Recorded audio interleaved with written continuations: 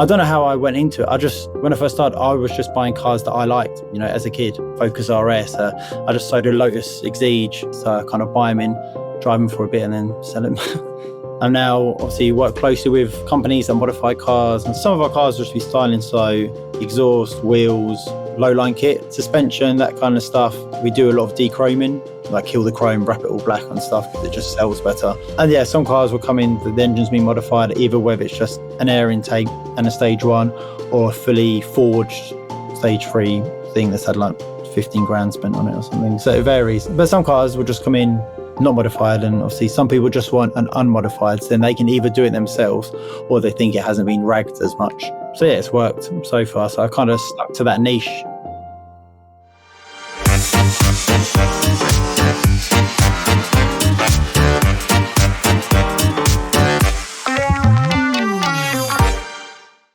Hello and welcome to episode 34 of Dealer Pod, the podcast where we talk to motor trade industry experts nationwide to find out about their businesses and gain any insights that they may have to help you with your car sales operation. My name is Stephen Douglas, and as always, I'm joined by Scott Sibley and Martin Carr, and today's podcast is sponsored by Dealerway, the UK's fastest growing platform for motor dealers to trade cars safely and transparently. Now, before we get going, just one small ask. We spend a lot of time creating each episode to make it valuable for people like yourself, and if you're watching on YouTube, it would mean the world to us if you could hit the like button and subscribe, and if you could turn on the notification bell as well so you don't miss any episodes. It takes 2 seconds, but it helps us get seen by more and more people each week and keeps us going week after week. Alright then, let's get into it. So today's guest is the owner of Hudson Autos, based in Chelmsford, Essex. I'm delighted to welcome the podcast, Greig Hudson. Hi Greg, mate, how's it going? You okay? Hello. Yeah, I'm good. Yourself? Yeah, fantastic, Good. mate. Happy to be on? I am, yeah, looking forward to it. It'll be fun. Yeah, bit different, some maybe you're not used to. Yeah, I've done a podcast before with WSG. That was good fun. All right. The first one I've done with other dealers. So. Happy days. Good. So, before we get going anyways, we're just going to do our normal weekly section this week in the motor trade. This week in the motor trade, brought to you by Autograb. So then, guys, this week in the motor trade, I've been handed a graphic data set here, kindly provided by our fantastic partners, Autograb. So what this graphic does, it highlights the weekly changes in how long it takes to sell a car. So it's measured in days on market, and it's based on the current top 50 best-selling cars in the UK. So the rankings are based on volume, sales volume, and what we can see here, we're focusing on is volatility in the market. So the difference between current days to sell versus the previous week. So how it works is the green ones means the car's selling faster, and the ones in red means there's a downward shift in days to sell. So just if we're looking at here, you can see that gaining momentum this week is like Range Rover Evoques and Discovery Sports. So obviously you can see from the current days to sell, they've got like a 19 and a 17% shift. So I don't know about you, Scott, or are you, Greg? Are you stocking any of these cars, Evoques or Discoveries, or do you tend to stay away from Land Rover stuff? We keep away from Land Rover. I would say that Evoques we don't have, Discoveries we don't have, Polos. I always think Polos are a bit hard work. They seem to be like a lot of money for what they are. They normally cap very high, don't they? Those seem dead expensive, don't they? When you look at them comparison. They're like the size of like an old shaped Golf, aren't they? Where they've got bigger. So I think they are good value for money, and you get a lot of car. But I think the Polo brand itself, you just associate it with a smaller car, so they just seem to look like fortunes. And the Tesla Model Y is that the bigger one? Because I always get mixed up with the two Teslas. It's the bigger one, yeah. Yeah, that probably sings true because they're right. And then the ones which I'm losing, we've got a couple of Pumas. We took one in swap. I think we sold it straight away though, but it was dropping. Shocked by the Qashqai though. Qashqais was struggle. Yeah, we've been struggling badly with those.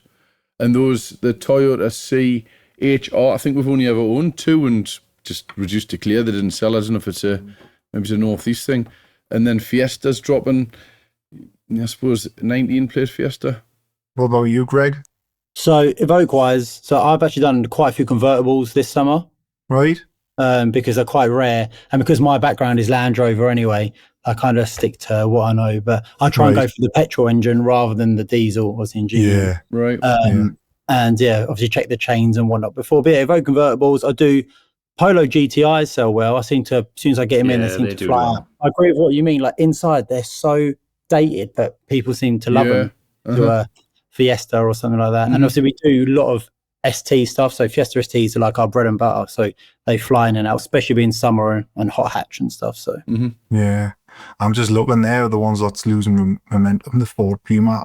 I've obviously my sort of market is sort of like sub 15 grand. So I've literally just bought my first Ford Puma this week, and that doesn't bode well, like, does it? And so Tesla's always scare me, the electric market, because it fluxes up and down so much. Yeah. To be fair, if you look at 3 of them in the top 5, though, I mean, Evoque and Disco Sport definitely took a hit in the last sort of 6 to 12 months. So are they now becoming more affordable? Same with the Model Y.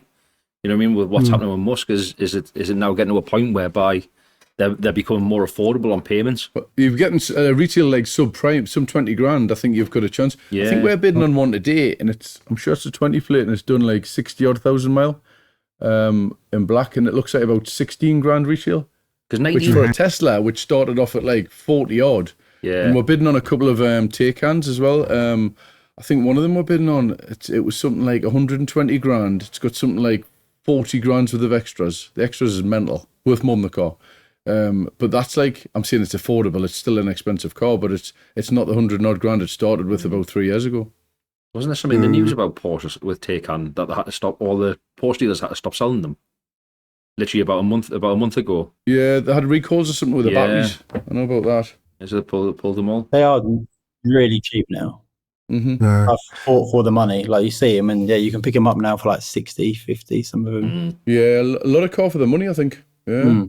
Have you been busy this week then? How about you, Greg? You been busy? Well, I've actually been moving site. So all right. Yeah. So I've been moving site. I've had the awards. I'm going away next week, so I had to get all the cars over. I've had all the builders in all month, redoing new offices, new walls, new flooring, everything. Yeah. So yeah, I'm still setting up now, but yeah, trying to do that whilst running the business, whilst cleaning out all the old office and giving that back to the original landlord and stuff. So yeah, it's been a really busy week. I bet. Yeah. What about you, Scott? Well, the awards and then the F1 was the weekend, but business-wise, Tell you what, like, what a life you live. I chipped away. Well, you get invited, I love the F1, so yeah, we got invited by somebody to the ignition box, which is nice, and I've been in there before, and it is really nice. Like, hold on, by somebody who invited you? Do you not even know? Yeah, but we don't use them. I don't spend any money with them. Oh, it's an advertising platform. So someone's flirting with you. They're flirting, yeah. Like they're not from Asherton, but they're yeah. And I got invited, and the people were lovely. There was a table of 10, and they put us up in a hotel, and I stayed in Oxford, and we had a meal out on the Saturday night, and then we went to the racing on the Sunday, which was obviously my love of sport was probably slightly wasted on me, but I like alcohol and it's grand, so it was I really enjoyed it. It was good, yeah, and they were lovely people as well. So it was yeah, it was a good weekend. It was good, but well, at least the helicopter got out. The helicopter, right? There's a few of them coming in and out. Should have had the helicopter, like. You seen Sheik as well down there, didn't you? I was with Sheik. He was on the table, so it was great to catch up with him. He's lush, he's nice. He's just, and he came out on the Saturday night for a meal with us. He was telling us he didn't drink, so I got him on the Negronis at about 11 o'clock. Easy twist his arm. I said, I'm having a Negroni. I said, you want one of them? And he's like, all right then. Yeah, so on them. So we didn't have too many because we had to keep us, because we're getting picked up at 7 the next day to go to this the race thing, which was good. But the races, to be fair, I mean, this ignition box it is really nice. But you stand outside and you watch it, and you watch your cars, and they just go boom, boom. Like that's all you see. So if you go inside the box, they've got the massive screens, and you can see what's going on. It's a bit like being like the Fury fight at Wembley, when you know if you're not at the front, you get a better view if you watch it on telly. But I suppose it's the atmosphere being there and all that. Isn't it? And you can obviously go to do the pit stuff and do reaction timing and all that kind of stuff. So yeah, it was good. It was like a good packed day, and business wise was good on Saturday. They were all right. What a busy day yesterday. The lads done really well yesterday, but I don't think they sold a car yet today. So that's what happens, isn't it? We had a busy day yesterday, which was strange. because it's been quiet. Well, actually, this week it's picked up massively. Like, so we've had a canny start of the month, so I can't really complain. We just done our numbers and we're on 52 on the 8th, so we should be having a good month if we keep running as we are. Ridiculous. Yeah. So, how's Dealerway been doing this week, Martin? Yeah, really good. I mean, we've just announced that no selling fees now. So yeah, literally, if you anyone who wants to put a car on, we'll not charge them for anything for selling the vehicle. And then obviously we're still the lowest in market in terms of buying fees as well. So some really, really good feedback that we've had on it, in all honesty. So can't wait to kick that off on Friday. There's plenty of people joining the new WhatsApp group as well, isn't there? Yeah. I think I must have did I have about 5 or 6 cars on last week on Dealerway? I think I did. Mine's just like constantly going through. Yeah. Was it 5, was it? Thing is, though, I keep saying, we've been talking about this, and I think the way you set yours out and setting the reserves a little bit probably lower than what normally you would have, I think actually you seem to be getting a higher return on them purely because I think people are seeing the reserve met. The reserve met's the key. Yeah, we've noticed it with a couple of other vendors as well, where the reserves met and then the cars have actually gone on a little bit more than what we'd have expected them to do in the first place as well. So, I mean, Blackshaw's had a Fiesta on yesterday, and it went through £700 more than what they actually wanted for the car. And purely, as soon as it hit reserve met, everyone started fighting for it, which was great. So but it's like being in a physical auction, isn't it? When they used to start them off low, and then you think, "Oh, that's cheap," and you put your hand up. Yeah. Then all of a sudden, you're in a bidding war with someone. Yeah. Yeah. As soon as they say it's on sale now, everyone goes, "Oh, well, I tell you what, I've got a chance of owning this car now." So you go for it, don't you? Yeah, exactly. I think setting it we do the math. Well, we know how much the car stands us when it comes in, but we know how much the body shop's going to take to fix the car, and then people need a bit of prep, and then we all know what we need profit out of the car. So you've got to make it so that it's realistic, and then which is how the Part X Gold originally set up, was making sure that you put the cars on. I mean, I used to say there's like 1,500, £2,000 profit in this one, easy after prep. And it just seemed to work. The key is just not trying to be like greedy with it. Just make sure that the person who's buying the little cheaper part exchange from you, that that there's profit in it and they can prep the car properly and sell it. And I think being realistic with the price definitely helps. But reserve met, because that helps. I mean, we had one the other week, and it was a little white Clio, and I think it was £100 away. And I did a post, and I just put it in the Facebook group saying another £100 will get this on, which is why we've launched the WhatsApp group, the new WhatsApp group. But again, as soon as that went on, somebody thought, I'm £100 away, I'll have a go. And then I think it did like 23 or 2,400 quid, which was good. We had a car the other week, and I think it did something like 1,200 quid over reserve, and I just put it on like really, really low, just sensible. But it was a nice car, and people obviously thought, oh, well, it only takes 2 people to make a car, more value, I suppose. So it was good, yeah. In today's competitive used car market, staying ahead means finding the right stock at the right price every time. I use AutoGrab to do exactly that.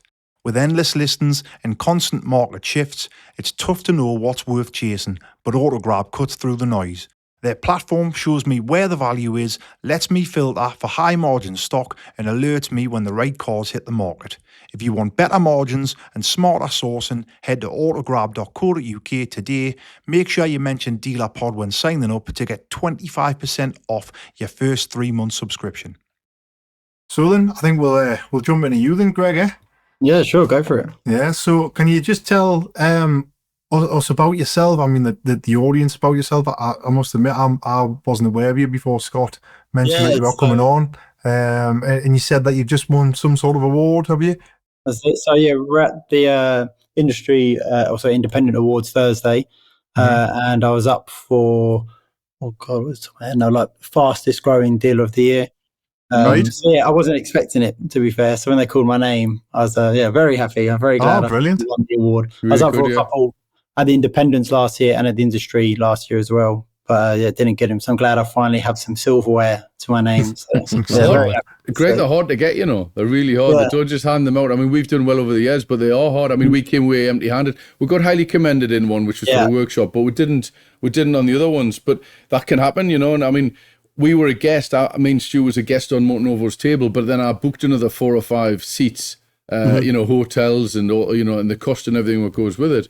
And you come away empty-handed. But I think there's like this myth whether there's any truth in it or whatever, where they say if you book a table, you've got a bigger chance of winning. But I've been to loads to be honest, it's a curse. If I ever book any seats, we never win. But it's when we go as guests when we seem to do better, it works the total opposite for us. To be fair, I've been as guests and it didn't work. I booked a table and it didn't work. So this time, I just me and my partner. I'm sorry, I'll say just two of us, 2 tickets, and it works. Right, there is that myth of you got to pay for it because it's a business and all that kind of stuff. But I think definitely other factors come into it. So, I'm glad I've got it. So it'll be on my website and all my social media and all that. That's the reason for it. So happy days. Can you tell us a little bit about you then, Greg? How you got started and how you ended up in this crazy motor trade that we're all So I went traveling when I was like 21, and before that I worked in like Comet or Curry's like TV sales, and I come back and I kind of needed a car and I was good at selling, so I went for an interview at Ford and got the job. Obviously when you could get company cars for cheap then, before obviously it all came out where you got to pay loads of money for one now. And then I was at Ford for a couple of years, then went across to Land Rover and started their sales, went up to management. So then I was obviously manager there for about 8 years, and then got made redundant in lockdown because there was like there's 4 managers, and because I was the youngest and being there the least, it was cheaper to get rid of me than keep all the others being there 20 odd years, and they were over the threshold for more pay. So then I set up a business for somebody else. Someone contacted me on LinkedIn and set that up, and then 3 years ago I set up my own. So just had some money saved, and at the time actually my mum got ill, and you kind of think life's too short, so I'm going to risk it and I'm going to try it. And luckily, out of a bad situation, something good has happened. So is your mum all right now? Oh yeah, she's all good, all fully fit and healthy. So yeah, all good. Good stuff. What was you said you started a business with someone else? What was that? Was that car sales as well? Was it? Yeah, it was car sales. Yeah, so someone messaged me saying that they wanted to start up a car business. They knew nothing really about it, and could I come in on board? So I literally left Land Rover and went straight into them, set it all up, did it for a good couple of years. We actually won awards as well. And then after a couple of years, they were like, we don't really need to pay you what we're paying you anymore because you've set it all up, we've done all the processes. So then it got a bit funny, and then other things happened, and it was my time to leave and try on my own. So So how long have you been going now, this Hudson Autos, did you say? So just over 3 years. Right. Yeah. And they just moved just a week ago. So a bigger premises. Here I can do mechanics, and the last one I couldn't. So I get a ramp in and a mechanic in, and kind of go that kind of level. And obviously I can fit here. I should be able to fit about 45 cars in the long run. Was before I could only fit about 25. So. And so what sort of stock level had you been running with in your old place then? At the moment, about 25, so 20 to 25. So I can fit up to 45. But at the moment I'm on my own, so I do everything on my own. So last month I did 22 cars, month before I did 17. But obviously it will get to that stage where I will need to get somebody in to help, either if it's like someone to help the business or like a runner where they can take it to MOTs and servicing and go and get it cleaned and photos and that kind of stuff. So I haven't decided yet. But so you're literally doing everything. Cleaning, everything. Advertising, selling, picking them up, dropping them off. Exactly. Been there, done that. And then those are the best days, to be fair. And then David's going to take your accounts and all that kind of stuff, but you need to still sell cars or get something cleaned or pick up something. So it's getting to that stage where I do need probably some help soon. But. It's weird when I look back at that sort of phase when I was doing similar to that, and I think, bloody hell, how did I do that on my own? How did I do all that? Because I remember I was flat out all the time. Even when we weren't selling that many cars, you just felt like you were just constantly on it all the time. I mean, I remember I used to show people cars at 11 o'clock at night. And like I'd be in Nando's with the missus, and we'd just be in the pictures, and I'd get like a text saying, "Car, can the Fiesta you've got advertised on Gunfrey or whatever it may be, can I come and see it now?" I'm like, "Yeah, no, but I'm going to work," and she'd be looking at us like, what are you doing? And I'm like, no. And it never stops. As soon as I get home, I'd be like watching telly, but I'd be on like looking at cars all the time. But the missus has got used to it now. She kind of just knows. I need to like kind of really hustle now. And then when obviously children stuff come along in the future, then hopefully by then I can take a step back and get somebody else in. And Yeah, So she knows that in the long run, it'll be worth it, hopefully. you're probably at the tipping point now, like when you're saying you've ran with 20, 25 cars, if you've moved to a bigger place and you get 45 in there, you're going to need some help somewhere. Yeah, definitely. It's just sometimes you want to think, I don't really want to pay someone 40, 50 grand, but it doesn't really come out of your pot, but it just feels like your pot. Yeah. Yeah, as long as they're paying for themselves. You've got to think the other way though is what can that, if you're going to pay someone 40 grand, what can that 40 grand make me at the end of the day? What's the positive from that rather than the negative? Exactly. If you can sell an extra sort of 10 cars a month, then that's gonna make it back easily. So just going back to when you did sort of start on your own, then obviously you said you were sort of sales and management at Land Rover. How did you acquire the first bit of money to buy your first bit of stock? Where did that come about? I had savings and actually sold my house. Right. So I had a house, and then my missus at the time now has a house. So I sold that and then moved in with her and used that to begin with. So quite risky. Quite ballsy. Obviously, then as soon as you start, you kind of get obviously stocking loans and obviously business loans and that kind of stuff. So obviously now I have business loans. I do have a stocking loan, but they scare me. I don't really use them unless I really have to. I just feel if you use them too much, I've seen plenty of friends and people that I know use them, and then it's a downward spiral sometimes. I think if you use sensibly, that they can be a good asset. But for sure, I think a lot of people, maybe like yourself, they start up and with not enough capital themselves, and then they overexpose themselves, borrowing far too much. I think if you, let's say you want 100 grand on a stock loan, if you've got 100 grand yourself, then that's fine. But if you've got 5 grand and you're borrowing 100 grand, it's not a good starting point, like, is it? I had 20 back in the day, and they give me 100. So my mix wasn't the best. Yeah, and then I used to max it up, and then I got, you build your money in your own little pot, and it probably went 30 to 150, and then 50 to like 200. And and it was like I was right on the edge of how much money you're supposed to have, but how much they'd lend you. But I just ramp it right up. I love the stocking loans. I still do. I think they're great. So most dealers run on it. You know what I mean? But you just got to monitor it right, and just keep an eye on it. They can have negatives because you can get a car which is coming to 3 months, and you think, right, we need to reduce this and get out of it, but you probably couldn't replace the same car, and it might be that it just hasn't sold for whatever reason. But then you're taking, decisions to get out of it when you might have just held on to it a little bit more longer and sold it on maybe month 4 or 5 and still got your money out of it. So that there are some negatives apart from the costs. I think that a lot of the hidden costs are admin. I was thinking my accounts department, you're putting cars on off the system, and if you didn't have to do all that and you just were cash rich and you had a few mil in the bank, it'd be different. But it's you've just got to keep an eye on it. I think if you keep an eye on it, it works for you really. Yeah, obviously like V12, obviously are closing there. Down. I've had a few friends that have dealerships that are kind of scouting around looking for better deals and stuff now. So that came as a bit of a surprise to them, I think. Yeah, it was a very big surprise, that one, to be fair. Right, well, I couldn't think of anything worse than that, having a stocking facility, and then that's what you're relying on, and all of a sudden they come knocking your door. By the way, we're taking that away from you. You've got 30 days. I'm like, whoa. Yeah, but then they can't put it into another stocking loan because it's already on the stocking loan. So it's how do you? I think that's what they're trying to figure out now. Yeah, I think the other companies may help them out somehow as like a one-off thing because they're closing down. But still, it's crazy. So what has been working for you then, Greg? So I do a lot of obviously hot hatch stuff. So that's kind of what I do. So summertime like now, so STs, RSs, RS3s, 5s, all that kind of stuff. So obviously because it's summer, right now is my busiest time. For some people, summer's dead for them. It just depends what kind of customer you hit. My customers are sort of 18 to mid-20s. So a lot of them won't have kids and summer holidays to pay for and all that kind of stuff. It's more they're going out, going for food, going out with their mates. So they want a nicer car and that kind of stuff. So, and then wintertime, I'll change the stock and more go four-wheel drive stuff and SUVs and stuff like that. And obviously SUVs are my background anyway. So, and then I do quite a bit of modified stuff, which I know a lot of people hate.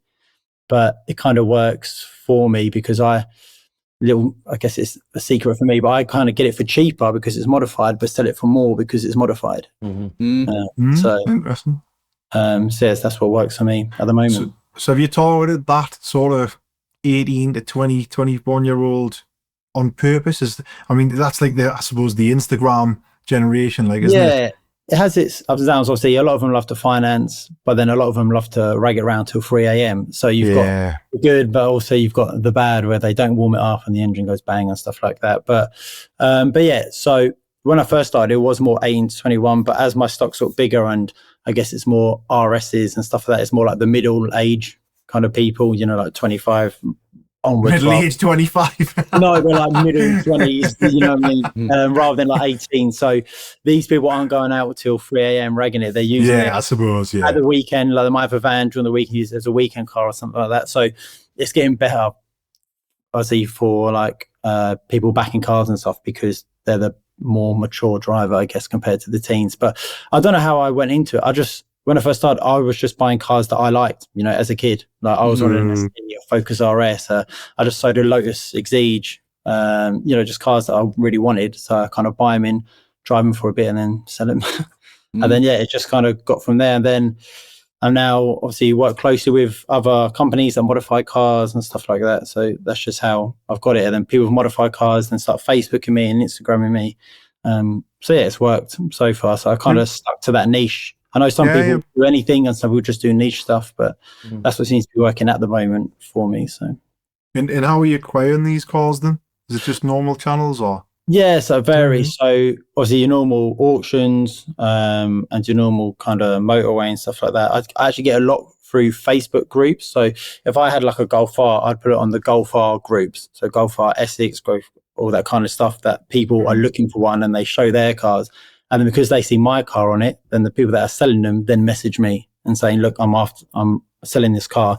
And some of them are fanatics. Sometimes you get the real, you know, you can tell people love that car. Like it's perfect. It's got hasn't got ditch finders on it. It's got really nice tires. It's been cleaned, you know, and you get some of them and you get a good price for them, or you sell or return them for them and still get good money from it. So that's a good way of picking up that kind of stock, like, isn't it? A bit different. Yeah, because you get kind of two types of modified cars, don't you? You get the ones that are modified and absolutely destroyed and they don't care about them, and then ones that they're modified but they love it. You know, you can just tell there's a lot of love in that car. So, and that's the ones that we try and get. Yeah, detailed every month and. Yeah, exactly. Yeah, full service issued by main dealer. You know, all that kind of stuff. So. And where are you moving them on? Where are you advertising? So obviously Auto Trader. But like I think a lot of people have done, I've dropped down from, I think I was on the middle one, so I've dropped down to beginner, and then I've now gone on to motors, because what I saved on that, I've then put towards motors instead. So it's not actually costing me anymore, but I'm on more platforms. So I'm seeing how that's going to go, because it's kind of a catch-22. Do you want to see your cars more on the biggest platform or slightly less on that one that may or may not make a difference, and have it on other platforms like eBay, Gumtree and all that kind of stuff? So yeah, I'm just obviously playing between the two and seeing which one works better value for money. So was it the Auto Trader price increase what prompted you to do that, or were you planning on doing it anyway? No, to be fair, Mose came to and gave me a couple months free, which obviously worked. And then obviously there's a lot of Facebook dealer groups that people are on saying that they've reduced, loads of people have reduced their Auto Trader. It hasn't made any difference to them. But then you think, oh, well, I might as well, because it's a rolling monthly thing, so I might as well reduce it down and use that money on there and see whether I get any better or not, just because I'm not losing anything by doing it. So it's strange, because you're like the fourth or fifth person in a row came on the dealer pod now and said that exact thing, that they've moved down the start and it's not made a bit of difference. And then with Auto Trader, it's funny how they gave like some free spaces. Now they're giving free upgrades. Like Auto Trader never give anything for free, so something must be working. So I wonder how many people, you know, because they've got like 12,500 or 13,000 dealers on there. I wonder how many of those like drop the packages, because I would imagine it's probably been quite a few. Yeah, I'd love to know. Oh, it'll be a lot. You'll see it in the results when they send them out. It'll not be like 160 million. It'll be like maybe 100 million. 159 million. That's where you'll see the result in it. Yeah, for sure. But yeah, I haven't seen whether it's made much difference to me yet with Auto Trader, because obviously I've only just done it. But other people have obviously put on the Facebook groups and stuff that they've done it, and it's made no difference. As in, they're still getting the same amount of inquiry, etc. So. I still think as long as the consumer can find the car, which there wouldn't be that they couldn't find it, because if you're paying Auto Trader to put like a Mini on Auto Trader, and you're paying them to do a service, and if your car didn't appear under Minis, well then why they're charging you. So that your car is going to appear. Just depends where it is, Yeah, so someone will call me and they'll be like, "Oh, can I come see the car?" And I give them the address, and they'll be like, "Oh, I'm in Scotland. I did a 50-mile radius," but it's because it's dropped in because you paid advance stuff. But they still do buy, but yeah, it just may not get as much long distance selling, which is fine with me. So. Oh, so did you have market extension? Is that what you had? I think it was the enhanced package. So I think it was part of that. Yeah, enhanced, because it gives you further reach, doesn't it? Yeah. Yeah, you probably wouldn't benefit from that where you are, because I would imagine your your population, which we've talked about a couple of times previously, around Essex, and that'll be quite dense down where you are. It's quite busy, but I do a lot in Scotland for some other reason. I'm not too sure why, but they all fly down and come and get it. Maybe because obviously all theirs are probably corroded up there or something. Who knows? Corroded. The car. We've said this before. The cars tend to be a bit rough up there, but we did have a dealer on there, and asked him. I says, "Your car's rough." And he was saying, "No, they're not." But it's. I don't know if it was like a northeast thing where people would buy cars from Scotland and say that they're always rough up there, but I don't know. I think it was just an old mouse tail that I can't see that being the case. Although some that I've got from my auction up there and I've got it down, they have had a bit of more than surface rust on it anyway. But you think it's like the Outer Hebrides or somewhere where they're just like all the cars are just going to be like full of rust because it's but it's not. It's not that. I just don't know if they get a little bit more abused up there. I don't know, like battered, like scratched and dinged and that. When you even like the main dealer stock from when we used to drive up those auctions and you'd see some of the cars, there was always a little bit rougher. You always had to do more prep on them, even the nice cars. A quick message from our sponsors, Dealerway. Attention Dealer Pod listeners, do you want a better, quicker, more profitable way of trading out of your part exchanges or overage stock? List your cars on Dealerway today and connect with over 2,000 vetted trade buyers actively looking for vehicles. No hidden fees, no hassle. Start your own custom auctions from your desk or the palm of your hand in our game-changing app. Or advertise your stock on quick, easy, buy it now listings to our eager buyers who are waiting to quickly acquire vehicles. What are you waiting for? Join Dealerway today at dealerway.co.uk and streamline your disposals. And I noticed, Greg, when I told you about coming on, I had a look on your, different social medias to see what I could find that, that you were putting out there. And I noticed that you're a little bit creative on your Instagram. Yeah. Can you talk a little bit about that? Yeah, so we do some like funny videos and stuff like that.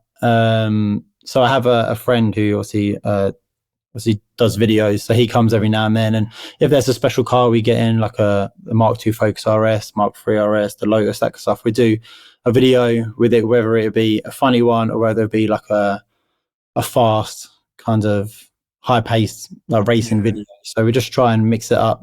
But yeah, no, I do like doing that kind of content. And maybe I think next awards I may go for the media award. I never even thought of it until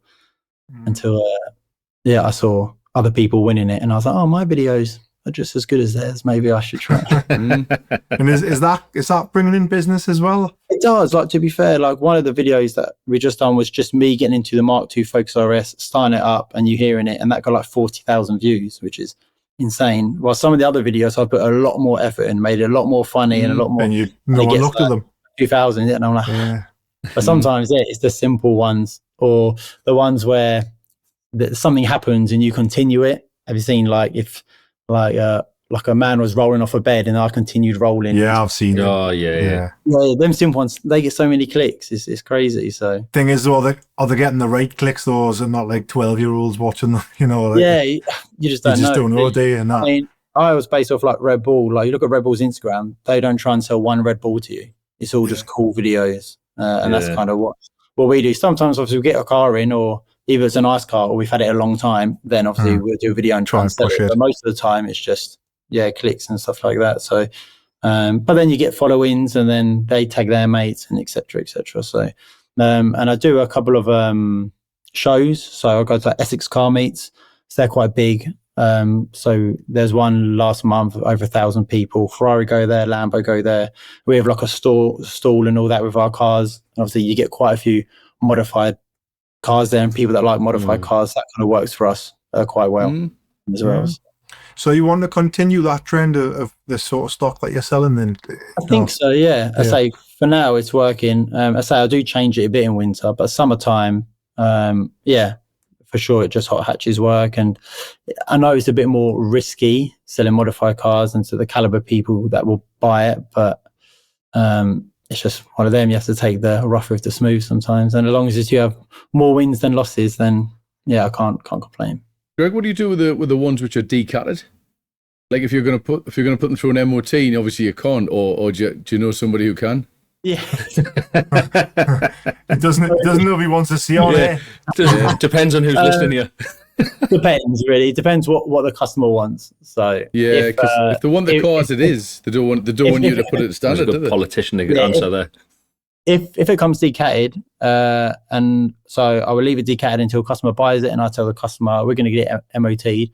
We can put a cat on, get it MOT, then take the cat off and put the decal on, or do you want it, or do you want the cat on? Because if you put the cat on, then you're going to have to remap it because it's remapped without the cat. So it depends what it is, and if they do want the decatted, then they have to sign a waiver, all that stuff to say they know it's decatted and blah blah blah.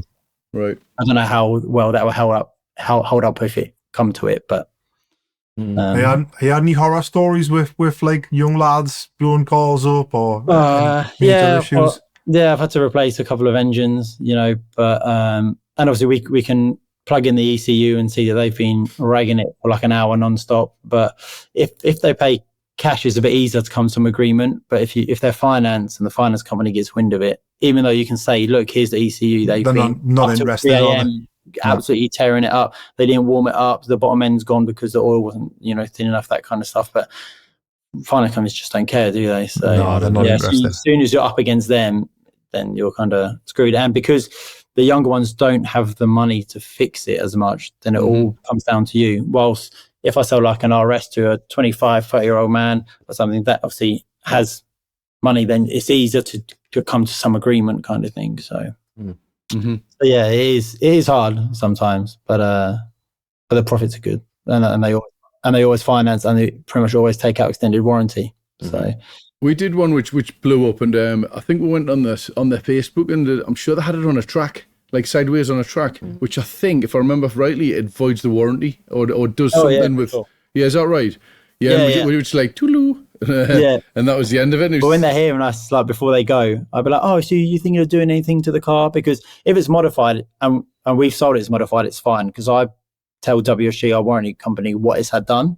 So, and they will cover it. They're fine. Right. But if they do anything afterwards, then it's not covered. So I was asked, like, oh, you think you're doing anything? And they're like, oh, I might stage to it. Or I'd be like, oh, you're going to take it around the ring? Like, no, but he's like, oh, yeah, I might do. And I'm thinking, well, I'll write that down. Like, CCTV that you're going to take it around the Nürburgring. we had a customer once who bought Audi A6, and he bought it on finance, obviously, and on his finance form he said he was like, I can't remember, insert a normal job, and he came on the phone a couple of months later, he was kicking clean off, going mad about this car, needed a new gearbox, needed a new engine, needed this, that, and I was thinking, bloody hell, it's going to cost a fortune to fix this. Anyways, I never get involved with customers, never spoke to customers for years, but this particular customer was like really like going at me staff and being aggressive and what have you. So I actually picked the phone up and spoke to him. He was going at me. I said, look, just bring it back. I said, it won't drive. I goes, well, you need to get it to us. I said, get the car to us, and we'll just unwind that. I thought, no, I'm not putting up with this. So anyways, it did drive because he drove down maybe 20 minutes later in the car. As he drove in, Blue Line Taxis, big plate on the side of his car. Like, and I thought, get in. Wait, yeah. So he pulled up. I says, mate, you've been using this as a taxi? He went, yeah. I says, sorry, that's not covering the warranty. He went, well, what do you mean? I says, well, you bought the car. It's a private use car. I says, the warranty doesn't come with a commercial, on a commercial vehicle. He'd had the car a few months. He'd done like 10,000 miles. So we went with the tail between his legs. Yeah, or if you walk it back, you can charge them 45p a mile and then PRU money probably. Well, that was a lucky one. That's definitely a lucky one. Stephen, what about that one you told me, which was amusing? The guy, you wanted to leave a deposit and you arranged to go to the bank with him. Oh, that was years ago. I not already told this story. I think Martin knows this one. No, we did it in my house when we first did the first video, Steve Corwood. Years ago, when I was actually working for my dad at the time, selling cars. And I tell you where we were, Scottswood Road, Chris Dennon and Jasper's place. Yeah. Well, that's where we were down Dunstan there. Van's place. Well, just after Dunstan Vanarama, I had it. Yeah. Anyway, it was I always remember it was a Saturday. I can't remember the car, if I'm honest with you, but I think it might have been a Golf. And I was at work on my own. Guy wandering around the pitch, and goes up. Hello, can I help you at all? Blah blah. Oh yeah, I'm interested in this car. All right, yeah, no bother. Get you the keys. You know, as you do. And a bit crap and whatnot. So as I came out, he went, I think I'll have it. I went, oh, fantastic. Yes, as went through the process with him. Says, obviously, I'll need a deposit off you, £200 or whatever it was at the time. He says, I haven't got my bank card on us, but I've got me book or my checkbook or whatever it was at the time, talking years ago. He says, I need to go to the bank. I says, oh, where'd you bank? He said, what's it? Abbey National or something in town. And I says, oh, no problem. I says, just jump in, I'll take you. Oh no, he didn't. He says, unless you can give us a lift to the bank. And I says, oh, I know bother, mate. Yeah, no problem. I'll take you along. So jumped in the car. I'm thinking, oh well, I've got a deal. Have a bit crap with him. Drove into town. Maybe what is it from there into town? Couple of miles, 3 miles, maybe. Yeah. So news I pulls up outside the bank, goes into the bank. So I'm sat waiting for him in the car, and about a few minutes goes by, 5 minutes goes by, and I'm like, where's this bloke? 10 minutes goes by, and I'm thinking, it's taking forever, yeah. Obviously, it's a Saturday in the middle of town. I'll give him the benefit of the doubt. So anyways, 15 minutes goes by, and I'm thinking, where's this bloke? So I'd obviously pulled up outside the bank. I can't remember, I was parking on a double yellow lines or something, but I shouldn't have left me car there. But I quickly got out the car, went in the bank, nowhere to be seen, empty. The place be gone. You just wanted a free lift to the town. So I'd literally shut the garage to take this old fella into town to get his deposit, and he just absolutely done us for a free lift. I remember actually getting back in the car, laughing, gutted, but laughing about it, thinking, you bastard. He done you. Yeah, he done you. Totally done us. Well and truly. Yeah. That was a funny one. What I was going to say, Greg, is obviously, you know how you've got that niche of being in the sort of hot hatches and what have you. Yeah. How do you see the business in 5 years, 10 years time? Because of obviously what's happening with the ZEV mandate, and obviously hot hatches are going to be harder to come across. How are you? Have you thought about that? Are you planned on how you're going to challenge that yet? No, it's a very good question. I think it depends on, the EV market. Mm-hmm. Depends on what that's doing in kind of that kind of long time. It depends whether they start bringing out electric hot hatches. I don't think they have now, because they're too expensive, and they probably don't want 17-year-olds driving around in an electric car that could do 0 to 60 in 2.9. No. Well, have you seen that Renault one, 160 grand? Yeah. The Renault 5. Yeah. So it just depends, I guess, what happens with that. I don't think EV will come in still for a long while, big. So I think I'll just have to continue doing hot hatches, but rather than the Fiestas and STs, it may go up to, continue with RS5s and maybe the slightly prestige size. Like I've done a couple Porsches and Lotuses and that kind of stuff. So maybe sticking with that side of it. But then still maybe have a couple of your everyday cars. And I say I'll stick with the SUV side of it. So when I do SUVs, it still evokes like petrol, Range Rover Sports, Porsche Macan S's. So it's still sporty, just the SUV side of it. I guess as I hope you get bigger and more money comes in, then I'll just continue doing the same thing with just more prestige side of it, higher end. But there may be electric depending on how we go. Greg, based where you're obviously like Essex, I'd imagine like the rent for space to sell cars down there has got to be through the roof, is it?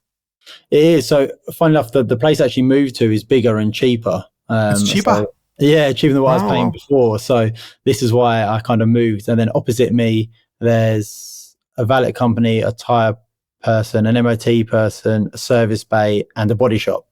Literally ideal. So, and then it's closer. So before, because I used to live obviously in Chelmsford in Essex, and I moved to Bishop Stortford, which is an hour away. So I kind of live an hour. I used to live an hour away from my showroom. So traveling an hour there, an hour back for over 2.5 years, it kind of gets to. So this place is the perfect in between. It's half an hour from my house, but then half an hour from all the people that I used to use. So from the body shop I used to use and the garages I used to use. So I can still use them if the new garages I do use aren't as good or don't have the time and stuff like that. So yeah, rent is quite a bit. But I feel that, I don't know, I guess down south you can't charge a bit more for cars anyway. But so I guess it's like, if I buy some cars, I normally buy them, the northern ones or the Scottish ones are cheaper to buy, and then you can obviously get them down here. But What were you paying rent at your old place then to start with 25 cars?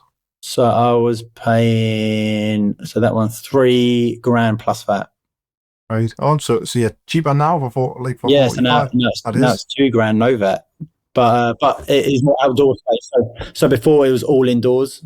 Right. This one, so I've got a big indoor space, which holds about 16 cars. And then outside a big gated area, which will hold more for another 30 plus cars. So. Good. And it's nice to look at as the last place.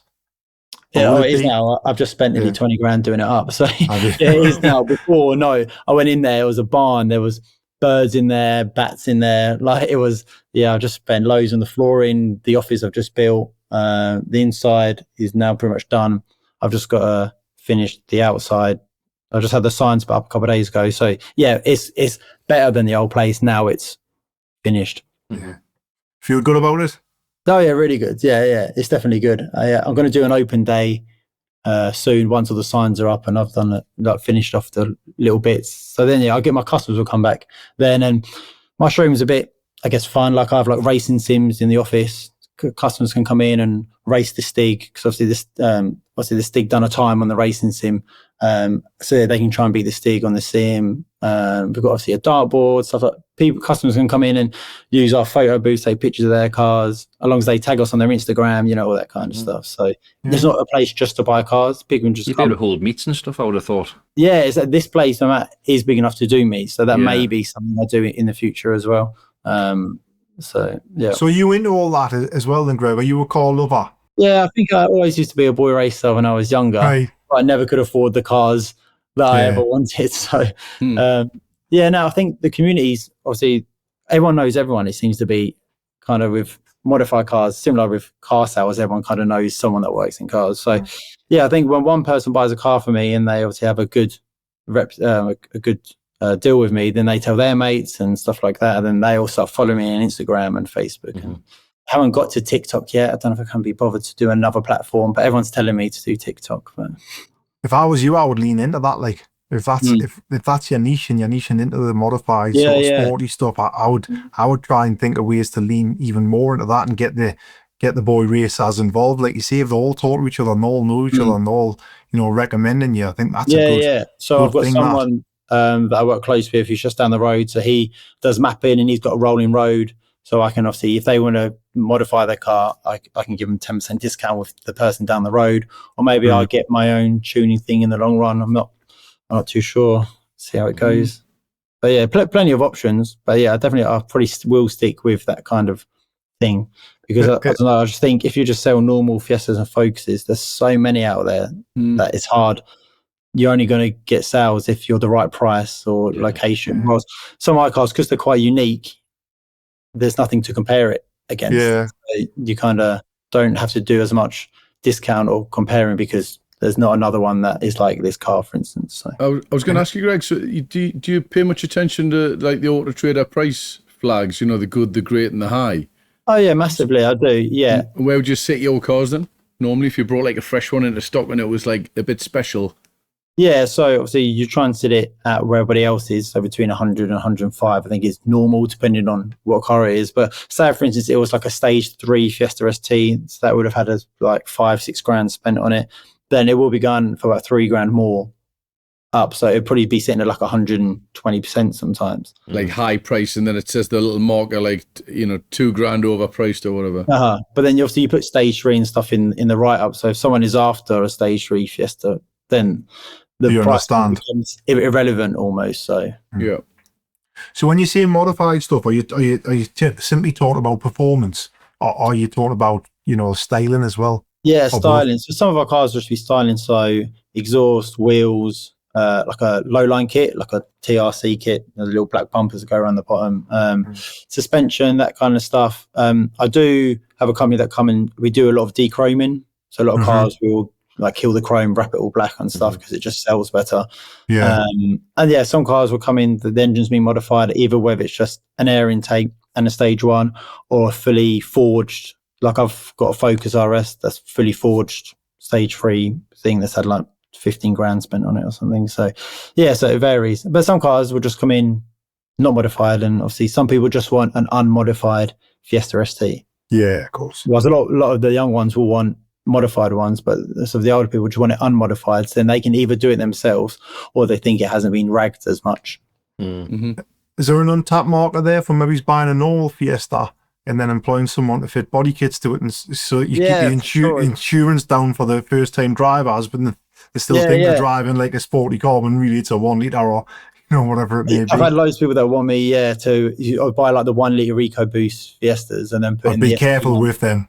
But oh no, I don't buy 1 litres. I've never done it, not unless the belt was done. So the Eco Booms, nobody's but yeah, I'm speaking to TRC at the moment, which is the low line kit, so I might start selling them for them. It just depends on space and time, say, because I'm on my own.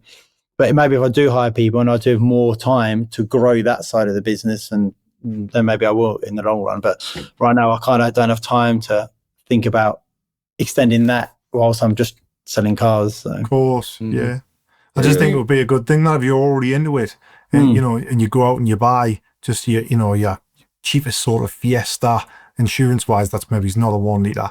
And then you literally start fitting these kits to them or putting wheels on them, charging a bit more and having the high price markers on all but especially putting them on your socials, and you could maybe even video the change in them. Look what we've done to the car and look at it now, sort of thing. Because socials are quite big. Like I know some people don't really use socials, some people do. Like some cars I can put on Instagram saying like incoming and this amount, and it'll be gone before I've even got it, because I've been waiting for it. But you talk about obviously the styling, so like M140s, M135s, I get a lot of the 115 diesels, so the slow ones, but they've got the M140 kit on it, so it looks quick. So, and that's what I think everyone wanted when you were like 17, 18. It sounds like you're going down a route. Well, there's a dealer close to us who's actually been on the podcast, and he does a sporty niche. And the last time I spoke to him, he's just acquired the building next door. And what he was saying was, he's obviously having the downstairs as his car showroom, and then the upstairs he's going to have wheels, kits, and have a bit more of a sort of tap into that market a bit more, as well as having a ramp. Opposite as well to be able to fit them and things like that. Do you know Saxon's 4x4? Saxon's. I've been down. So, obviously, they obviously started doing that with the Evokes. They bought all the kit. What was the kit called? What's the main kit that everyone puts on Range Rovers? It's either car, not urban. Urban, yeah. So they bought loads of urban kits and fitted them themselves. And then the urban kits probably cost a couple grand, and then they added 3-4 grand onto the car. And most of their cars were urban because they fitted it all themselves, and then that's how they sold a lot of their cars to begin with. Yeah, I think that would be something worth looking into for you. Like when you get someone who can help you out. Yeah, exactly. Yeah, that'd be the next thing. Finding someone who can help you out that you can trust and rely on. That's always the hard. But that's not too young, because obviously I don't want them driving my cars like that. What's your biggest need? What do you think that you're gonna have to? Who do you think you're gonna have to employ first? Then is it going to be someone to clean them? Is it going to be someone to help you buy them or sell them? Yeah, I think first would just be like, I call it like a runner. So probably a younger person, but just clean them, drop them off to MOTs, photos. I may do photos, but photos, pictures, just anything that needs doing. Test drives, all that kind of stuff. And then I think next year, so I'm getting married next year, and then obviously we'll be having children. So I think once I've obviously children the way, then I'd want to spend a bit more at home, where I'd like to then do buying more at home and maybe extend the business other ways that we've just talked about. And then I'd need to get somebody in to really sell and control the sales side, whilst I kind of try and entrepreneur a bit more other sides of it. Can I give you some advice? Go for it. Don't get married. They're going to say don't have kids. Well, if you don't get married, you won't have the kids. So my dad told me, when I was like probably 16, 17, he said, I'm telling you now, son, don't have kids, been the worst mistake of my life. And I was like, oh, that's great. And he says, and don't get married. And I was like, all right, what would you do? And he says, I would live with a bloke. And I says, really? And he says, not like sex or gay or anything like that. He said, I would have like our own areas of the house. And he says, we'd have cleaners come in and clean it. And he said, we'd just bring as many birds back as we could every night and just shag loads of birds. And that's what that was his idea of life. Like Andrew Tate almost. Yeah. I was going to say, you get bored of that, wouldn't you, after a while? I want to give it a go in my 20s, like. Yeah. No, I'm only joking, Greg. That's great to hear that. It's good stuff. Yeah. Good stuff. Is your missus supportive of what you do as well? Oh, she is, yeah. She was obviously the awards, and she's been there since obviously the start. And she has her own business. She has a beauty salon and stuff. So yeah, she's very business minded and stuff. So yeah, she's really good with it and helps me. Like when I got this place, she helped me paint and all that kind of stuff. So yeah, they get involved with a lot. I hope she's not going to watch this because she'll be saying them arseholes, them two at the same. She will be, yeah. Stephen, that dirty old man, Scott. Yeah, you're getting a DM from her, like, how dare you? Yeah. So what's the next steps for your place then? So I just need to finish it. So TVs on the wall, signs up. They say the outside signs are inches, the inside. The main showroom, I've just put all the wood up, so that needs to be painted and signs up. And then it will be some kind of open evening for everyone to come down and stuff like that. I think the warranty company are going to come down and do some stuff and stuff as well with them. So yeah, and then just get more cars in, and yeah, hopefully get somebody else in to help me, and then try and double the sales, I guess. Good. And is there anything that you've maybe like to ask of us who've been doing a little bit longer than yourself? Is there anything that you're struggling with, or fancy trying, or wondering about? Yeah, that's a good question. It's just I just see like obviously Scott's company and stuff are big. You know what I mean? You guys are big, and then you have got obviously the service side. Obviously, servicing is obviously something else that I'd like to go into, especially with the cars that I do. And it's just how do you get into that? I guess. Because I don't really know the service side of cars. So. We got into it years ago, but we got one.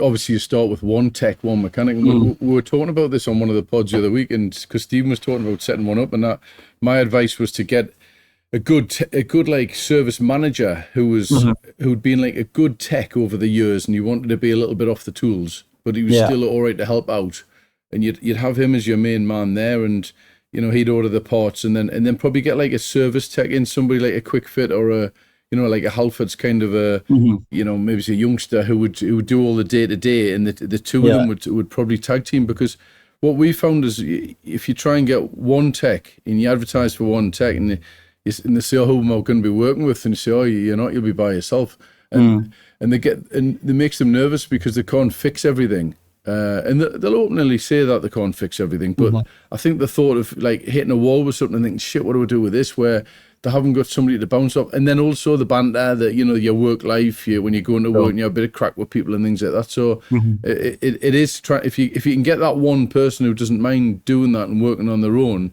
I think you've got a chance. But starting the workshop out from scratch, it's it's a nightmare. Like, I mean, ours has grown and grown, but it's like it's expensive, isn't it? Oh, I mean, the Bosch Centre. I'm just putting new rollers in for the MOT. That was 13 grand. And you think you get any money out of it, and you can't. You do in a way, and we've set up another workshop in the smaller unit we've got, and by the time you get your ramps, then you got to get a compressor, and you want a tyre machine, a balancer, and then you have the airlines, and then they want workbenches, and before you know it, you enter 20 grand for the lads to work there, and it's. But then, if you get a workshop and it starts to grow, and you've got to have service advisors on the front, and it's I mean, Bosch is just crazy busy all the time, and we use that for like what we call retail warranty work, any comebacks if there's any car what goes out and it faults or something, and we've got like 2 master techs in there, and then a good team of lads who are knowledgeable and good people on the front, but it's probably 10 or 12 of them in there. It took you a long time to get to that, though, wasn't it?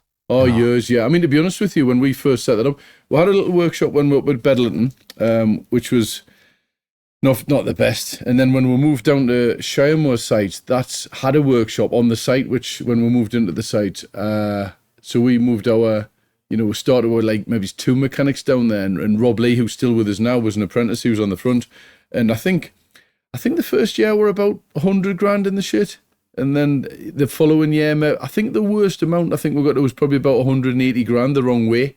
But and we're doing everything right, and there's a lot of lads in there like who are mechanics and so on, and they might they'll look and they'll go, I'm only getting 20 quid an hour, but the business is making 100 quid an hour, and they haven't quite worked out the maths and the overheads and your VAT and your tax and your accountants and all this. They don't actually work that out, and then they'll get a little unit themselves and set up an industrial estate, open up the shutter, and they might last for about 6 months or a year because they might think they've got a few little clients who'll come and use them, which is what we did. We thought, I've got quite a nice little customer base, but they didn't come. We tried doing, when we first launched it, we did free MOTs for life, which was an absolute nightmare. And that we used to do like an internal cost as well. So every month we're getting like costs of like 6 grand a month when we're doing, and we changed it to 2 years free MOT and 2 free services. But when we really got into it and we started looking like to analyse it and think, well, how many of these are we actually doing? How many are we recharging and so on? What the general feeling was, and we started ringing customers and say, how come you haven't booked in? They says, because it's free. It's too good to be true, this. And the thought by having a free MOT, we were going to just rape their car and hit them with a big bill. So, which we weren't. We were just actually trying to feed the service department with like business through the car sales. So there wasn't any bad intentions. And also you just sold them the car a year ago, so you're not going to hit them with a massive big bill if you can help it. You want to try and be on their side so they come back again the following year and buy more cars and so on. But that was just the thought behind it. There were so many people that basically said that, and I think maybe it's just being a little bit nervous and thinking, it's free, there's nothing free in this, in life and so on. So, but it was hard to get set up. We tried things like black circles to get like the tyre business built up. That was a nightmare. And then we joined Bosch, which was a good move, which we did about 10 years ago. So that was good. But setting up from scratch is, it is a challenge. It is, yeah. And I didn't know anything about it, so it was learning about, parts and. Was it not Euro Cobalt who helped you set it up though, Scott, back in the day? Oh, was it not? I thought no, we got a rebate from Euro. I mean, I was talking to Ben about this because Euro Car Parts, they do this kind of like a voucher system. So the more you spend, the owner of the company gets like, I don't know if it's high street vouchers or something like that. Omni points or something, isn't it? That's what it is, yeah. Well, I think Ben was saying we're the only dealer in the UK who's remained on the original system. And we did like an arrangement with them. So we actually still get the rebate, but the rebate comes off our account. So it still shows. So there is a monetary value that comes back in. But there was times when, I think what you mean, Stephen, when you used to get the rebate account that would build up. So you could have in your rebate account, say, I don't know, 5 grand, and you'd say, I'll have a new ramp. And then they would come and fit you a new ramp, but it came off your monetary value of what you'd built up. So there was ways of doing that. I know the body shop, we've just changed paint supplier, and they paid us 20 grand to put their new like scheme in for the body shop. And there was no like hook in there. There was obviously a sign up to a 5-year agreement, but they didn't put the price of the paint up to cover the 20,000 what they'd done. They just said, I just said to them, I says, well, what can you do to like sweeten the deal so we get your paint in? So they did that, and then over the years I was offered money for the warranty business as well. There was a guy said to me, I'll put 20 grand in your personal account, or I'll give you cash if you want for the warranty business. But it wouldn't have been good for the company. It would have been a wrong move. So. But I think there's probably, if it was setting up the workshop, if your part suppliers, that there's probably deals if you spoke to them and said, look, can you help us out with some, maybe some tools or things like that. I'm sure Euros do that. I'm sure Euros probably. Now will liberty like, they'll sit down with you, you get an account manager, and they'll sit down with you and they'll say, right, this is what you need. Yeah, they plan your workshop. They need these ramps, you need a tyre machine, you need this, you need a compressor and all the rest of it. And they'll say, we'll help you finance that. You can finance it, yeah. Yeah. I think that's a good way to do it. And you mentioned just quick on just warranty. How do you feel about self-funded warranty or using a warranty provider? Because I've heard mixed. Well, what do you guys do? Can I put it on that one, Scott? I've just been using a warranty company. I'll not name the name. For the last, I would say, a year. And it's the first time I've used a warranty company in about 10 years. And it was exactly the way I thought it was going to be. It was a load of crap. And I just can't see the point of adding a middleman in between the process of you getting a customer's car repaired, and you're putting money into a pot, or you're paying a warranty company for every car that you're putting on, and really the warranty company's not doing it for nothing. They need to make some money somewhere. You may as well just be putting the money away in your own pot and fixing them yourselves. And it's got the point where we would.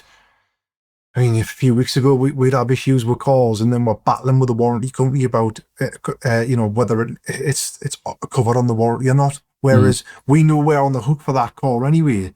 And it's like, well, if the warranty company say, right now, we're not covering it, we're going to pay for it anyway, after we've already paid the 150 quid for, or whatever it was for the warranty.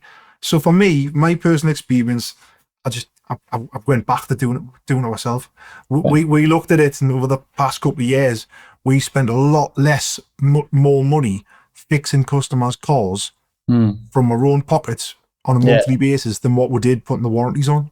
Yeah. And then we had a load of hassle with it, trying to chase the warranty company. And not only that, I think as soon as you give that customer that warranty book, the booklet, we never used to give them a book. We'd say, oh yeah, your warranty's with us.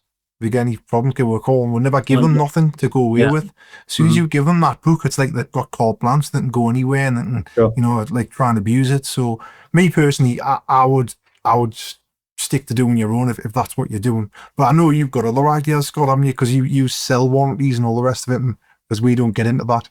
Yeah, we do a pot scheme, then we sell the warranties, but we're looking at the ones that we sell, moving them onto a pot. So I've already spoke to our warranty provider, who, well, we've been asking for the information for a couple of months now, which I don't think they want to be very forthcoming with it, because they're probably making fortunes. But I was speaking to Sheck about it at the races, and he's on a pot scheme with the same warranty company as me. And he says that what he's found is that when claims go through, they might pay out on his customer's car on something that if it was their money, they wouldn't have paid out before. Yeah. So he'll pay them to administer it, which I think is good, because then you get your warranty booklet, you get all that, and he pays. That's what I was going to say. 36 quid for a 2-year. And then they do all the phone calls, they deal with everything, and then obviously the rest of the money's yours. But like, I think what you're saying, Stephen, the first 30 days and then your first 6 months, there's a lot of the stuff you're covered with anyway. And our warranty is only £1,000 claim, which there's not many goes over 1,000 to be fair. But even if it was over 1,000, we still pay anyway. We would pay it, so it's your own money anyway. So I think we're going to go down the pot route. I think if you get an administered one though, because that's where I think it really kicks in, is if you can get someone else to handle the phone calls, then you've also got someone else to blame. But no, what I mean is if they're just the 36 quid for a 2-year one, it's still pot funded, so you're still paying out, and at the end of the day, it's your call still. But what they'll do is they'll actually divert a lot of the people off, going, well, that's not covered. Yeah. Aye, and I do get what you're saying, but we just find our customers ring us anyway. Before you can tell them they're blue in the face, ring the warranty company, and they still ring us. It's like, well, we're paid 36 quid to administer this warranty. Yeah, when it kicks off is basically they're coming to you to kick off. And whereas if you've got the warranty company administering it, they go to the warranty company and kick off. They're not kicking off at you. But they don't though. This is what I'm saying. They don't. They come to us. Yeah. But then you should say ring the warranty company. Yeah. In which you can see your blue face, it always comes back on you. It also comes down to what you're selling as well. I mean, like you say, you've got to be very careful what you're selling as well. I think that does have a bit of, like, I know, Greg, you were saying before that you've already done 2 engines. Yeah. What's that, 14-15 grand for 2 engines? Well, more like 3.5 grand. 15 grand for 2 engines? So far, yeah. Oh, no, I'm saying when you just Land Rover product and stuff like that. So, I suppose, right. Do you know what I mean? So I just worry about obviously that side of it. Even when that engine went, it was a cracked cylinder or cracked block, so they don't cover that anyway. They would cover like a burnt valve, but then a rebuild is more expensive than just chucking an engine in anyway. Yeah. How did you dispose of the rest of the car after you got the engine for 3.5 grand? Sorry. He's from Essex. We've got a parts room upstairs. There's specialists that have engines that fit it all for you and stuff like that. And then you get warranties and stuff. But unfortunately, being on my own, I do have a customer that has just turned up. So no worries at all. Listen, it's been fantastic having you on. good to see that you're doing well. And I followed you on Instagram, so we're going to keep up to date on your progress with your new place. And maybe we'll get you back on in a year or so time, see how you're progressing. All right. But thanks, Greg. I appreciate it, mate. And thanks, everyone. Thank you. Take care. Thank you. Cheers. Cheers.